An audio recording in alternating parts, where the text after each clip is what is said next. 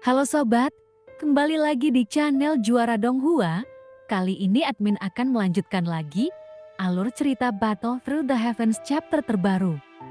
Oke, tanpa berlama-lama langsung saja kita gas ke alurnya. Kita harus mengumpulkan jiwa-jiwa yang mati secepat mungkin. Jika tidak, Master Taiksu akan datang. Dan jika Anda tidak bisa menyerahkan hal tersebut, kita semua akan mati. Orang-orang ini telah melakukan hal yang luar biasa. Mereka mencoba segala cara untuk menyiksa manusia fana ini. Dan akhirnya setelah mengalami segala macam rasa sakit, hanya jiwa manusia yang tersisa setelah kematian. Lalu itu akan dipenuhi dengan kebencian untuk bertahan hidup.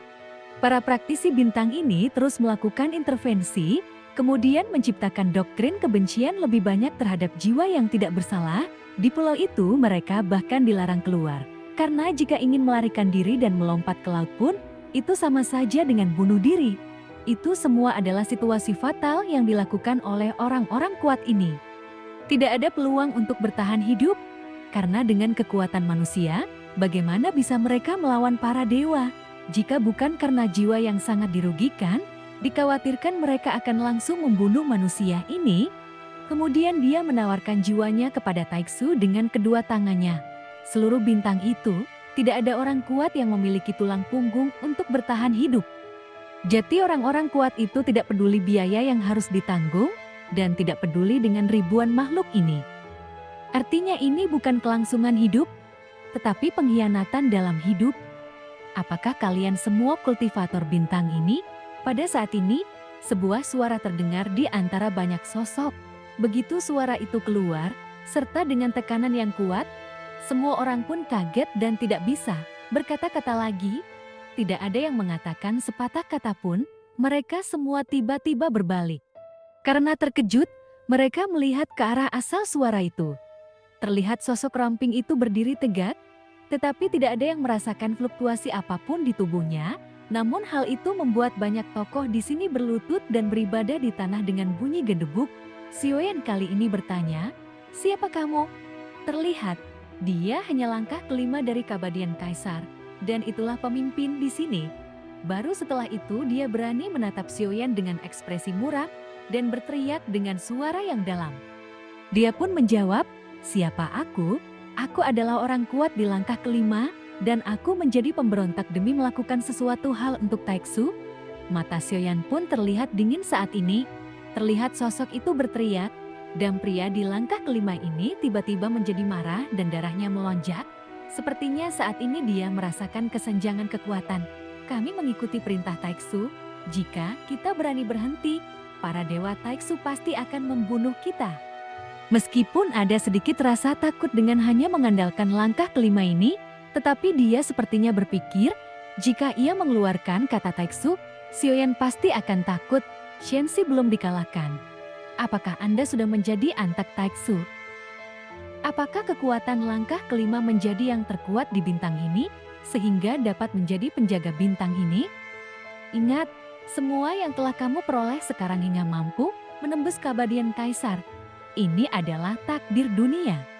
Namun, Anda tidak peduli dengan ribuan makhluk hidup demi kepentinganmu sendiri, lalu membunuh untuk bertahan hidup dan menyiksa begitu banyak makhluk. Jadi seberapa berbudi luhur dan mampukah Anda?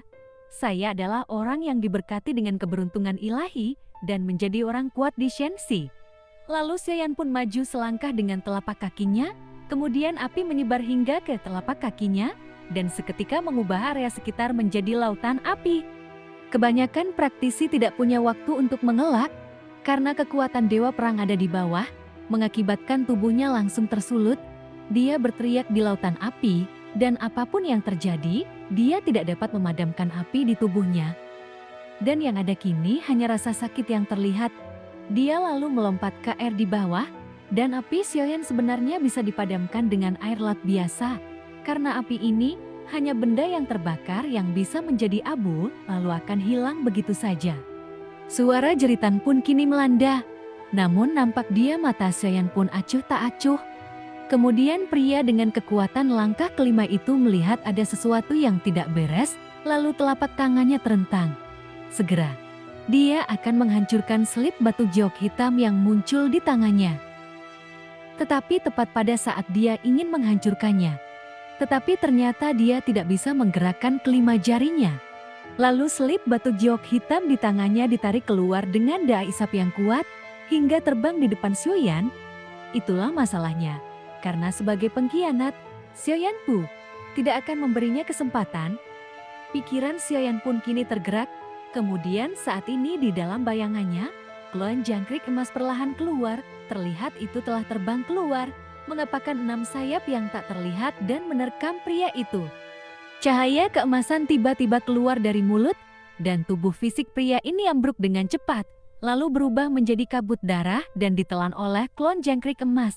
Dia pun akhirnya ketakutan dan berteriak, kemudian mati. Terlihat, orangnya menjadi lebih kuat, hingga membuat Xiaoyan terkejut, namun Xiaoyan terus membiarkan klon Jin Chan melahapnya. Nampaknya, hanya ada satu langkah kelima abadi kaisar di sini. Sisanya adalah dewa yang bertarung. Orang-orang yang sekarat ini, Xiaoyan pun tidak peduli apa kekuatan mereka. Ia membiarkan klon itu menelan segala sesuatu yang bisa ditelan.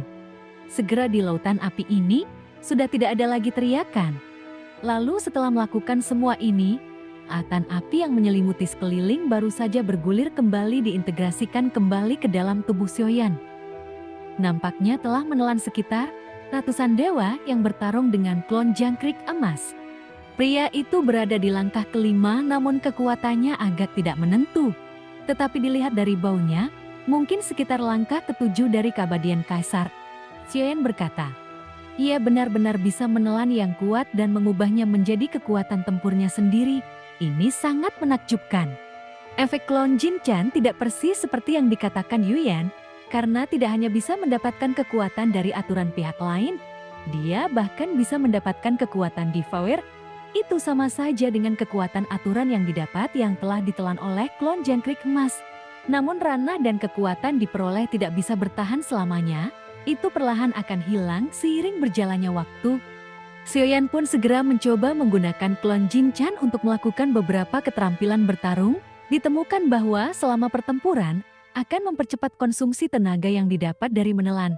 Tetapi jika tidak digunakan, kekuatan yang didapat sebenarnya tidak hilang dengan sangat cepat. Namun tetap saja klon ini akan sangat berguna. Kemudian mata Xiaoyan pun bersinar terang. Ia pun cukup terkejut setelah pertama kali mengetahui tentang klon Jin Chan.